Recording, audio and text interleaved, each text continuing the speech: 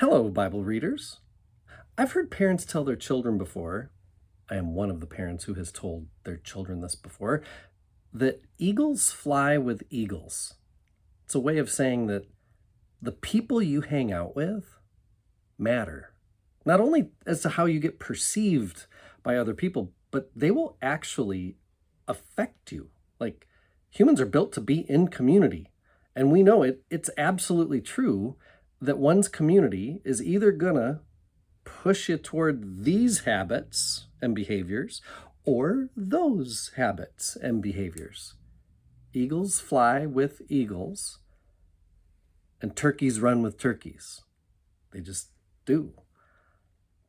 Nothing against turkeys, by the way. They're actually pretty cool. Anyway, the psalmist knows this. Psalm 26 is actually pretty concerned with the justice of how I, the speaker, the psalmist, should not be lumped in with those turkeys, the enemies. In verse 4, I don't sit with the worthless, nor do I consort with hypocrites. I wash my hands in innocence. And in verse 9, do not sweep me away with sinners, for I walk in my integrity. My Brueggemann Bellinger commentary says there are 5 distinct sections to this psalm. It starts and it ends with a petition for help. Vindicate me, redeem me, be gracious to me. So think of those petitions as bookends for the psalm, and then move in from each bookend. And the second, along with the second to last section, each of those sections are about the enemies, the turkeys, to keep the metaphor going. Those worthless evildoers, bloodthirsty hypocrites. And then the very middle section, in between these other 2 sections, this is verses 6 to 8 that I'm talking about. The core of this psalm are about the core of our hope. I go around your altar, O Lord, singing aloud a song of thanksgiving, telling all your wondrous deeds. Lord, I love the house in which you dwell and the place where your glory abides.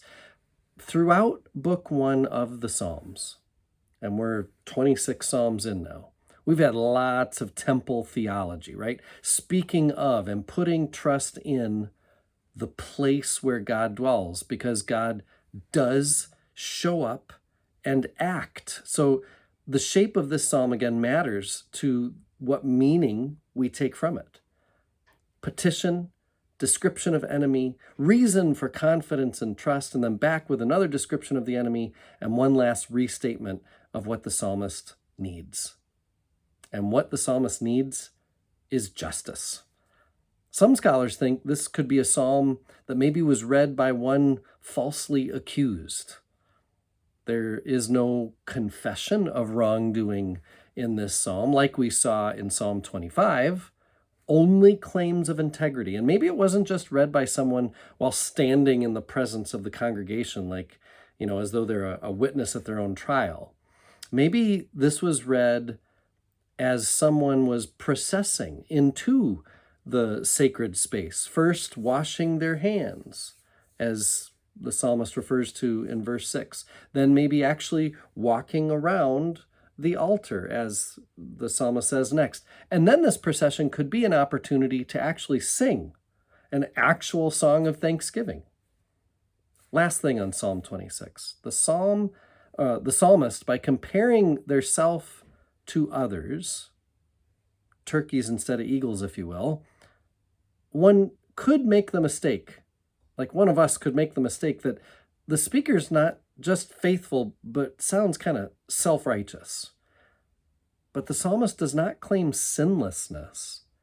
Their integrity is based on God's work of keeping relationship with him no matter what. Kind of going back to what I said in Psalm 25 in my last post, that for the righteous, God protects them. When a person makes great choices and is righteous and in good faith, good standing, God protects. And even when the righteous fail at faith, make mistakes, find themselves in a wayward path, God's in the business of restoring that relationship, because God comes from a place of steadfast love. So Psalm 26 keeps those themes alive, especially in this case, maybe for somebody who's falsely accused of something. Next is Psalm 27.